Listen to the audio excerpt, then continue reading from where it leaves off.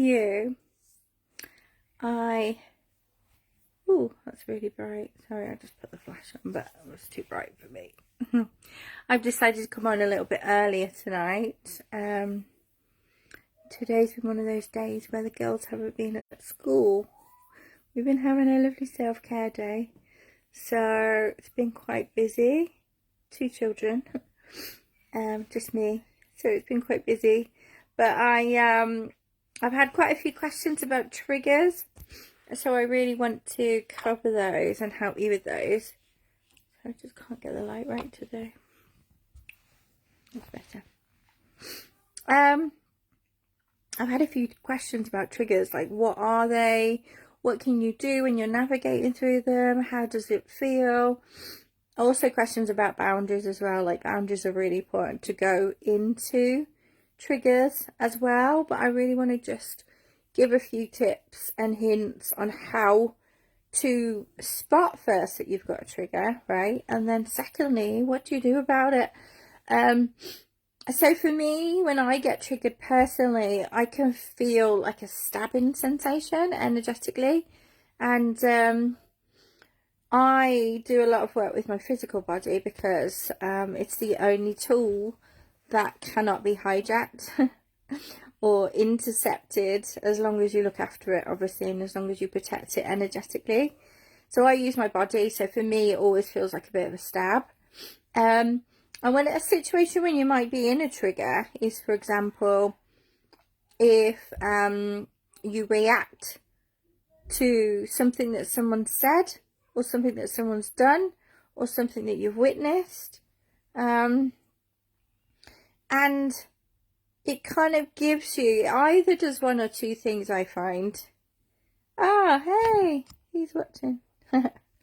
Wasn't sure many people would be on it this time. Let me know who you are. Drop me a comment. Hopefully comments are working. Not sure they are, we'll see. Sometimes they are. Sometimes they not. So I was just talking about triggers and how you can spot them, what you can do about them, how you can navigate through them, what kind of work you need to do when you have a trigger. No, still can't see anyone's comments. So like I was saying, I get like a physical sensation in my body. I get like a stabbing pain because I do a lot of work with my physical body. And then I have to stop myself, and I have to stop myself from reacting. So the first kind of really important thing is noticing that you've been triggered, and then noticing why. And sometimes it takes you a little bit of time. Sometimes you get triggered because people overstep your boundaries. You know, maybe you've set a boundary with them and they're like, oh my God, you know, you've overstepped my boundary, I'm triggered now, and you react. So you might be someone who really reacts, like with words, or you might be someone that completely retreats. Like, we're all really, really different, and how you cope with it usually dates and is applicable based on how you dealt with it as a child. So if you can think back to when you were a child and you got told off by your parents, for example, did you retreat or did you shout? So it depends. It really, really depends on what you did when you were younger. And so once you do get triggered, it's really, really important that you stop yourself from reacting, because often what we do when we are triggered emotionally, when someone said something to upset us or someone's done something to upset us, we react, we project onto that other person, we blame them with words. You know, some people may use physical force because their trigger is so severe. It's hey Sandra, how you doing? It really, really depends on the person and what kind of trauma wound they're actually poking. So the thing is, you have to realize with triggers, right, is that somebody has found a weak spot in you and has poked that, and it hurts. And what we do as human beings is we poke our fingers back at them and we say, oi, you know, what are you doing? And unless someone is just being really, really unkind, then that's a really different scenario. And even when someone's being unkind, there's some kind of message or some kind of lesson to learn from that. You know, we need to look within to see, why did that hurt me so much? And if you can get to a certain level of mastery, a level of awareness of yourself, to say, oh, I've been triggered, I just need a minute, I need to go over and look back why I've been triggered. So what I usually do is when I'm triggered and they want me to share a story about what happened today, you know, triggers are normal, right? Let's just quit this notion that if you get triggered, you're not healed, and you know, you need so much more work, and you're not a spiritual person, and you're not awoke, and you're all this kind of rubbish. That's like, couldn't be further from the truth, right? Whatever dimension you are working on as a being, however expansive you are, however activated your DNA is, however connected you are with your spirit teams and your guides and yourself, you are still going to find yourself in situations where you do get triggered. You just are, unless you're one of those people that just retreats and hides away and lives in a beautiful rainbow world, which, you know, I did for years and years, until I decided to commit to finding love. And that's like another whole ball game altogether. That's another whole ride altogether. And kids, obviously, you know, kids, someone said they get triggered by their kids, no, their pets and their immediate family members. Does this resonate with anyone? Let's see who's watching. I don't know who else is watching here. So let me know if you ever experienced a trigger and what it feels like in your physical body. Did you notice that it was a trigger, that they kind of poked one of your wounds, and were you able to kind of repick things and see where it came from? So whilst you're thinking about that, I want to share a trigger with you today. Like, I have been doing so much work this week, and I don't mean all the work that I've been doing in 3D. I've been doing a lot of lives for people. I've been helping people. I've been producing a lot of content this week and last week to really kind of get people in the same space so we can start connecting and growing together. I'm talking about like DNA activations. I've been doing a lot of cosmic upgrades and energetic updates and DNA activations on myself. So that has meant that I've been like totally stretched every which way as possible. So I've been kind of today quite tired. You know, I would say I was quite tired. And the kids have been feeling it as well. Like, we've all been learning light language, which has been really, really fun. Just doing something different and doing something together, and the girls are absolutely like loving it, especially my youngest. She's just absolutely loving it.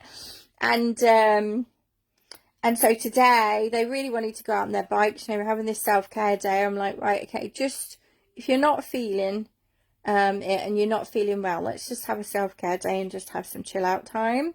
I don't really like pushing them to do stuff if they're really not up to it. So we just had a self-care day, and we kind of ate breakfast together, and then they wanted to go out and go on their bikes, and I forgot that their bikes was in the cupboard full of like the Christmas stuff on top. You know how after Christmas you decide just to kind of pile everything on top of each other, and then you might sort it out at some other point, you might not, I don't know. I don't know how organised you guys are, but you know, I'm quite busy with my kids to always be that organised. And so I opened the cupboard, and just the thought of like having to move all those boxes and put all the Christmas stuff back out, and it just seemed like a really, really big task. So I was really triggered. I was just like, and so I said to the girls, you know, I really just need to go and have 5 minutes. And most of the time I can catch myself, you know, I can catch myself when I am getting like, I need to escape the situation, because that was always my coping mechanism, if you like, as a child. As soon as I was triggered, I would retreat. I would spend a lot of time in my bedroom. I would close down. I wouldn't be able to speak. I wouldn't be able to communicate. So, for me, it was a definitely flight moment. I was a definite flighty person rather a fighty person. And so I've got this kind of setup with my kids that if I do get triggered and I shout, I go and I apologize and I say, look, Mummy made a really big mistake there. She shouldn't have acted like that. She shouldn't have shouted at you. But what you need to know is that sometimes big people make mistakes too, just like little people do. And it's absolutely okay to make a mistake. But it's not okay for me to have done that. I shouldn't have shouted at you. Mummy was just getting very frustrated with herself. And then I apologise and I say, I'm really, really sorry. I shouldn't have treated you like that. And then, you don't cause damage in any way when you do that, because you're acknowledging that it's okay to make a lesson and that it's safe to make a lesson to, make a mistake in front of them. But then it's the follow-up you do after that. And so, that's one way I go when I do shout, which I do occasionally. We all do. And then if I don't shout, if I feel like, oh, it's too much, I just say to him, look, guys, I just really need 5 minutes. Mummy's really tired today. Can I just get 5 minutes? And then I just go and I think about it, and I just go and I take a bath, or I go and have a lie down in a dark room for 5 minutes and think to myself. And so it's really, really important that you have your own little setup. If I get triggered, what do I do with that? And then if you do project onto somebody in any way, it's really important that you just apologise. And that apology can feel really, really funny and weird until you practice it. And the reason why I used to struggle with saying sorry is because it wasn't something that you did, really. You just kind of, triggered each other, shouted at each other when I was growing up, and then that would be kind of the end of it. No one really apologised. Everyone just blamed each other, and there was no practicing of the apology, and if you're starting something new, which is not ingrained in with you and is not a pattern of yours, then naturally it's going to feel a bit weird. But it's really important you have that process to kind of really navigate through the triggers. And that is what I do when I'm triggered. And I also think if there's anyone out there that's saying they're not being triggered, it's because they're not putting themselves in a position to be. There's a lot of people who are in what I would call the comfort zone. They're spiritually happy and are living this amazing life, but they're not kind of doing one or two things to be in that position where they would be triggered. So maybe they're not opening themselves to unconditional love, that type of thing. So just know, points to take away, triggers are absolutely normal. It's your body's reaction telling you, ooh, something wrong there, something hurt. So you have to take a note of it. And then second, have a process for dealing with the actual human stuff. And then thirdly, it's really, really important to retrospect. So try and become like a detective of your own life, okay?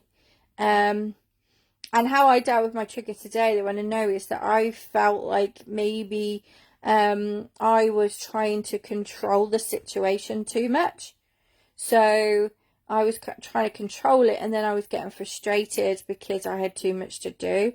So I asked my team to clear that level of, I need to be in control all of the time. I need to be in control. I'm too tired for this. I got them to clear that energy and that attachment to that belief that's in your mind. And that's the thing, if you don't work on actually clearing that attachment to what happened to you, that trigger, that emotion, that reaction, then that will almost create the start of a wound. It's energy in your body. And so what I do is I visualize bringing energy into my body and then clearing it out the top of my head. So I hope that was useful. I appreciate I'm a little bit earlier tonight on the live. I really wanted to come on live and just talk a little bit into this. So at least you've got something to work through and with at the moment. I know a lot of you are struggling with triggers, and I didn't just want to not turn on. So apologies that it's a little bit earlier than planned. But I'm just kind of desperate to really get into bed tonight, if I'm really honest. Get the kids into bed and then I'll be getting into bed because I really need to rest up. Hey Jessalyn, how are you? I'm just about to hop up actually, but if you've got any questions when you're watching it back, if you feel you need to watch it back, the topic's triggers. If anyone's got any questions when they're watching on the replay, by all means just treat this as if it's live and just post any questions that you have. So I was hoping that that would be useful today for you, and yeah, I'll see you soon. Take care, bye.